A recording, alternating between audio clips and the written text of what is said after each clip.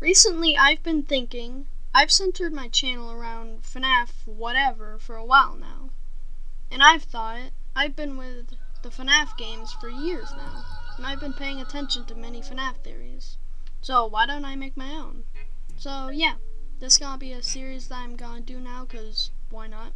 Starting with what was in the kitchen in FNAF 1. But before I start, I want to give some credit to the game theorists and Blackfoot Ferret for giving me some inspiration to try doing something like this. So you should definitely subscribe to them. But let's get to the meat of this video. What was in the kitchen in FNAF 1? Well, firstly, I checked the cutscenes of FNAF 2. Well, mainly the cutscene with the puppet. If you look in the background, you can see the FNAF 1 tables, decorations, and FNAF 1 Chica and Bonnie next to you. But I don't think it's actually the true FNAF 1 location, since where the animatronics were placed, you should be able to see the hallways, even at night, so I doubt it's the exact same location. But maybe some other place, but I'm not sure. Anyway, since it's a different location, now we can start narrowing the characters that could be in the kitchen. Just like the hallways not being there, you can't see Pirate's Cove either.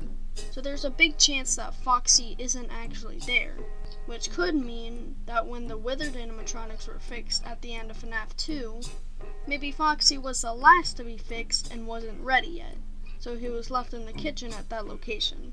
That doesn't really help us for knowing what's in the FNAF 1 location, but it could lead us in the right direction. But also, in the last cutscene, it's normal aside from just the puppet staring right at you. So we know in that location the puppet is somewhere there, maybe in like a back room of sorts. Which means that the puppet is probably in the kitchen of the true FNAF 1 location. And I doubt they will have just thrown the puppet away. Especially since if it was thrown away, well, the puppet would probably be broken and die. And obviously the puppet is important for lore purposes later. But that's pretty much all the evidence we have for the puppet being in the kitchen.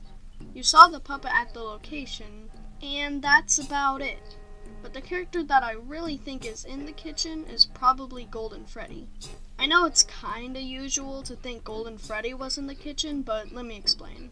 Kinda like the puppet, Golden Freddy had to be at the FNAF 1 location, since if he was just thrown away, he would have probably been broken and not useful.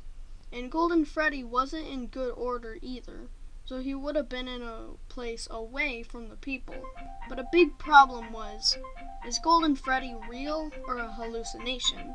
And I think that at least FNAF 1 Golden Freddy is not an hallucination.